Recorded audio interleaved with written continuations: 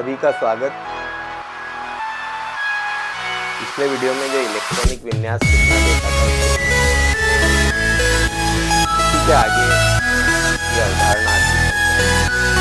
शब्द का अर्थ देखें तो सामान्य सा शब्द है कि जब दो प्रजातियों को मिला के कोई विकसित प्रजाति बनाते हैं तो उसको संकर प्रजाति कहते हैं।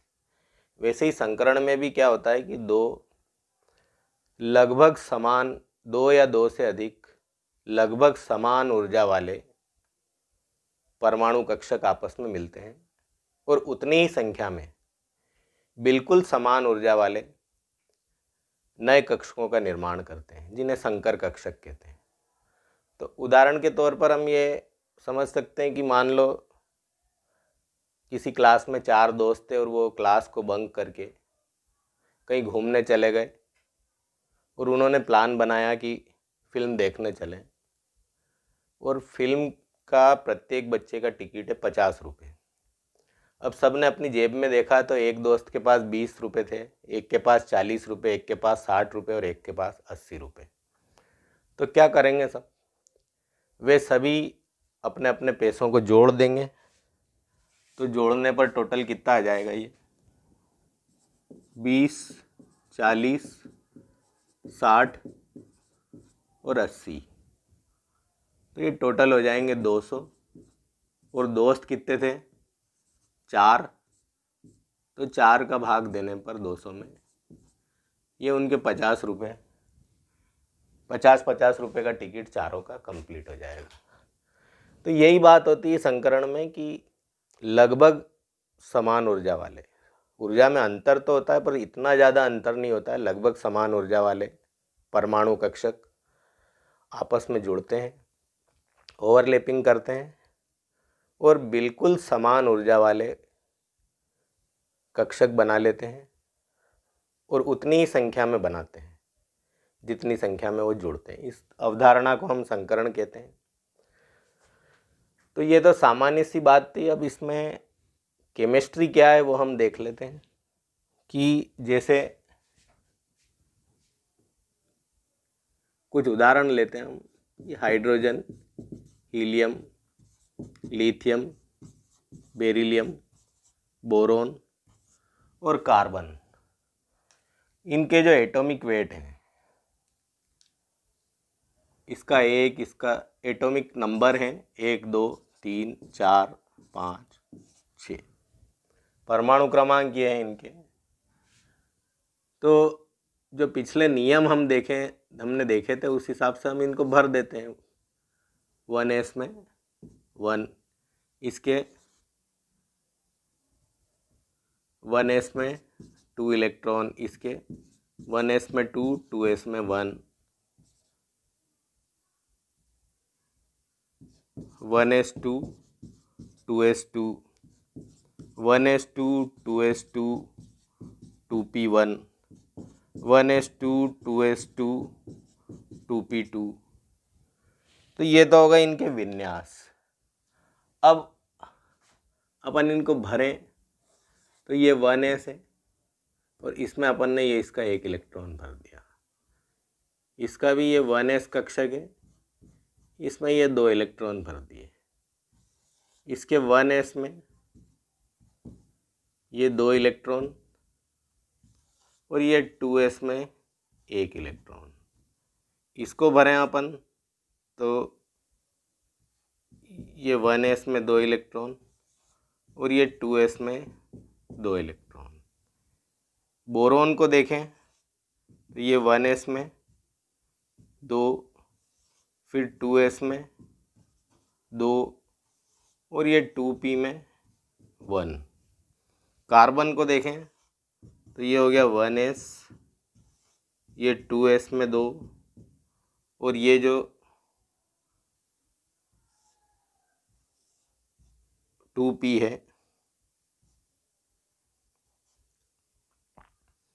इसमें ये 2। इस p को भी हम p के समान बना देते हैं। ये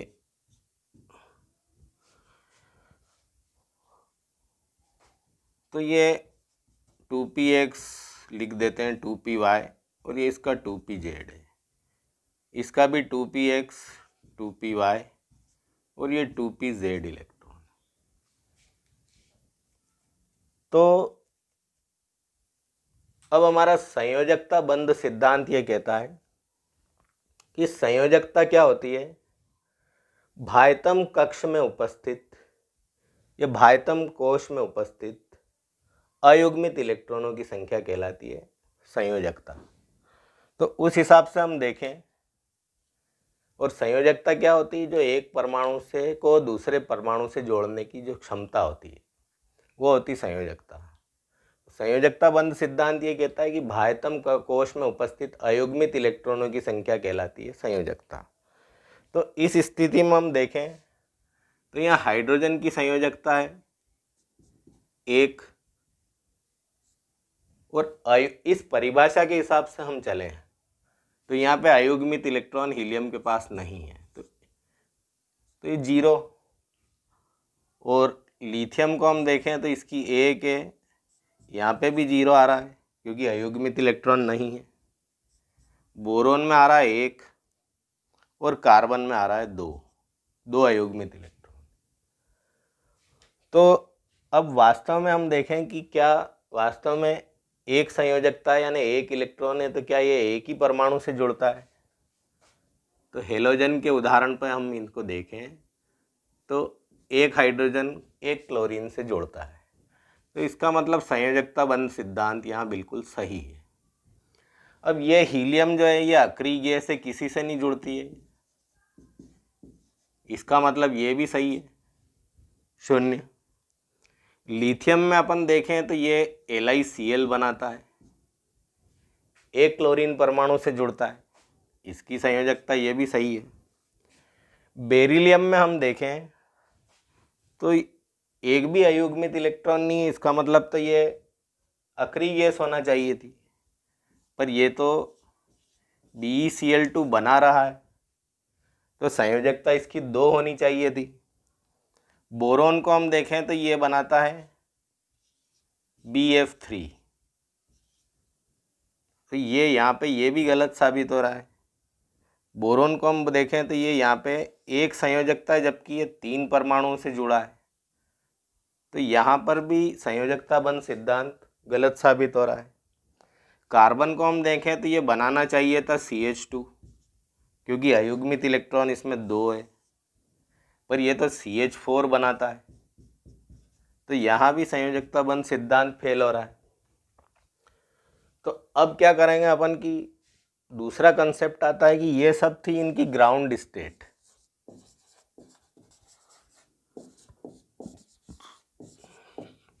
ग्राउंड स्टेट यानी सामान्य अवस्था की बात है।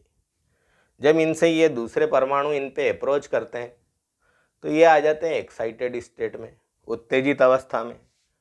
और उत्तेजित अवस्था में जब आते हैं तो ये 2s है, मतलब दूसरा कोश शुरू हो गया है, सेकंड क्लास शुरू हो गई, तो यहाँ 2p भी मिलेगा जैसे इनमें है। तो ऐसी स्थिति में क्या होगा कि ये 2s वाले जो 2 इलेक्ट्रॉन हैं ये कहाँ आ जाएंगे, इसमें से एक यहाँ आ जाएगा 2px में, तो यहाँ पे रह जाएगा 1 और यहाँ पे हो जाएगा 1। तो अब तो ये 2 इलेक्ट्रॉन इसमें हो गए, इसका मतलब ये बेरियम क्लोराइड के परमाणु को बना सकता है। इसी तरह से अपन यहाँ बोरोन में देखें तो ये भी उत्तेजित अवस्था में जब ये इलेक्ट्रॉन यहाँ आ जाएगा तो यहाँ रह जाएगा 1 और यहाँ रह जाएगा 1, यहाँ आ जाएगा। अब इसकी संयोजकता हो जाती है 3, यानी अयुग्मित इलेक्ट्रॉनों की संख्या हो गई इसमें 3। तो अब ये भी BF3 बना सकता है। फिर इधर अपन देखें कार्बन में तो एक्साइटेड स्टेट में ये भी यहाँ आ जाएगा, तो यहाँ रह जाएगा 1 और यहाँ हो जाएंगे 3, टोटल हो गए 4। तो ऐसी स्थिति में अब एक्साइटेड स्टेट में ये भी मीथेन बना लेगा और इसकी संयोजकता हो जाएगी 4। तो ये सारी कंडीशंस जो लागू हुई है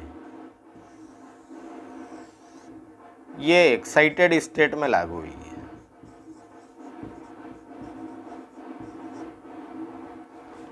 पर फिर अब यहाँ पे एक नई समस्या खड़ी हो गई कि जब इनके परमाणुओं से बने अणुओं का स्पेक्ट्रोस्कोपिक स्ट्रक्चर देखा, 3 डायमेंशनल स्ट्रक्चर, तो ये जैसे कार्बन जो मीथेन बना रहा है,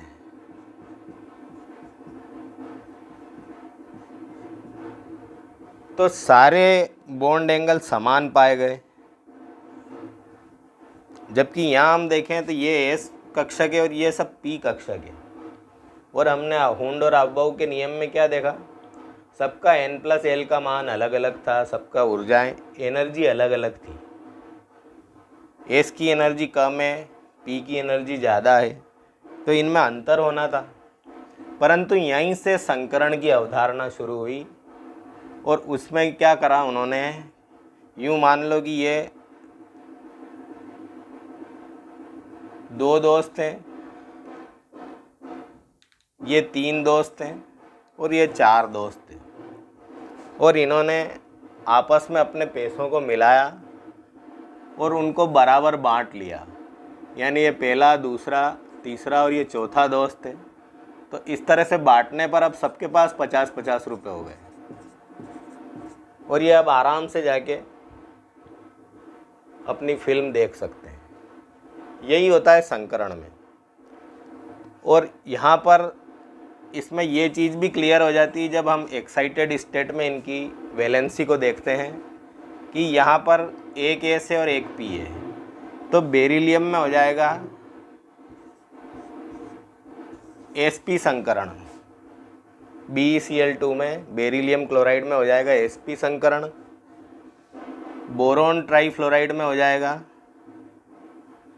एक S और 2 P यानी sp2 संकरण, और कार्बन में हो जाएगा एक S और 3 P, तो sp3 संकरण। और ये जो संकरण प्राप्त होंगे, इसमें जो sp संकरण है जब वो होगा तो लीनियर स्ट्रक्चर प्राप्त होगा। लीनियर यानी रेखीय संरचना, जिसमें बंद कोण होगा 180 डिग्री सेंटीग्रेड, 180 डिग्री का बंद कोण होगा। जब sp2 संकरण होगा तो ट्राइगोनल प्लेनर स्ट्रक्चर प्राप्त होगा। इसमें इस तरह का स्ट्रक्चर प्राप्त होगा, इसमें ट्राइगोनल प्लेनर स्ट्रक्चर प्राप्त होगा, जिसमें बंद कोण होगा 120 डिग्री का, क्योंकि ये इस तरह का स्ट्रक्चर इसमें प्राप्त होगा जिसमें प्रत्येक कोण कितने का होगा, 120 डिग्री का। और जब sp3 संकरण होगा तो स्ट्रक्चर होगा टेट्राहेड्रल, जिसमें बंद कोण प्राप्त होगा 109.5 डिग्री का, या इसको 109 डिग्री 28 मिनट भी बोलते हैं। और टेट्राहेड्रल का मतलब होता है समचतुष्फलकी।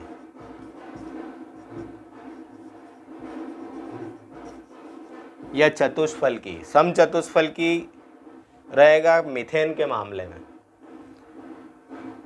कुछ अणुओं में sp3 संकरण होते हुए भी संरचना समचतुष्फलकी नहीं रह पाएगी, इसको भी हम बाद में बताएंगे।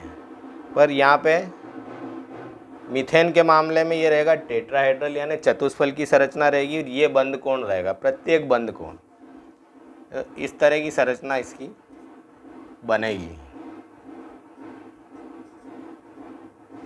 चतुष्फलकी। तो ये थी हमारी संकरण की अवधारणा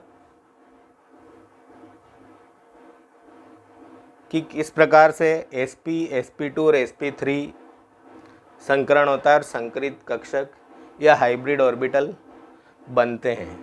तो अब इसमें होता क्या है कि जैसे ये यहाँ पे एक S और 2 P कक्षक है, ये S वाला कक्षक और ये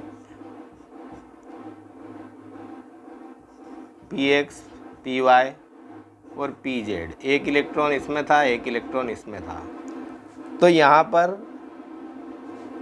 2 हाइब्रिड ऑर्बिटल बनेंगे और उन 2 हाइब्रिड ऑर्बिटल की स्थिति संकरण के बाद इस तरह की हो जाएगी। ये भी sp और ये भी sp, यानी 2 कक्षक लगभग समान ऊर्जा वाले कक्षक या ऊर्जा में अंतर वाले कक्षक मिल रहे हैं और बिल्कुल समान ऊर्जा वाले कक्षक बना रहे हैं और उतनी ही संख्या में बना रहे हैं। इसको हम देखें तो यहाँ पे क्या है, ये S है और P कितने हैं बोरोन ट्राइफ्लोराइड के केस में। यहाँ पे एक इलेक्ट्रॉन है, यहाँ पे एक है और यहाँ पे एक है। ये Px है और ये Py है। तो कितने कक्षक बन जाएंगे यहाँ पे हाइब्रिड? 3 कक्षक बन जाएंगे और प्रत्येक में ये एक एक इलेक्ट्रॉन, यहाँ पे भी एक एक इलेक्ट्रॉन। तो प्रत्येक कक्षक का नाम क्या हो जाएगा? इसका भी sp2 नाम रहेगा, इसका भी sp2 नाम रहेगा और इसका भी sp2 नाम रहेगा। इनके नाम भी परिवर्तित हो जाएंगे। अब इसका नाम S नहीं रहेगा और इसका नाम P नहीं रहेगा। प्रत्येक का नाम क्या हो जाएगा? sp। इसका भी नाम S नहीं रहेगा, इसका Px Py नहीं रहेगा। इनके नाम अब हो जाएंगे sp2 sp2 sp2। चौथे में भी हम देखें मीथेन के मामले में, तो ये था हमारा S जिसमें एक इलेक्ट्रॉन था और ये थे P, Px, Py और Pz और चारों में एक एक इलेक्ट्रॉन है। इसका नाम है S, इसका Px, Py और इसका Pz। तो संकरण के बाद 4 समान ऊर्जा वाले और समान संख्या में कक्षक बने। प्रत्येक में एक एक इलेक्ट्रॉन है और इनके नाम क्या हो जाएंगे प्रत्येक के? इसका भी sp3 sp3 sp3 और sp3। तो इस तरह से sp3 नाम के 4 हाइब्रिड ऑर्बिटल बन गए।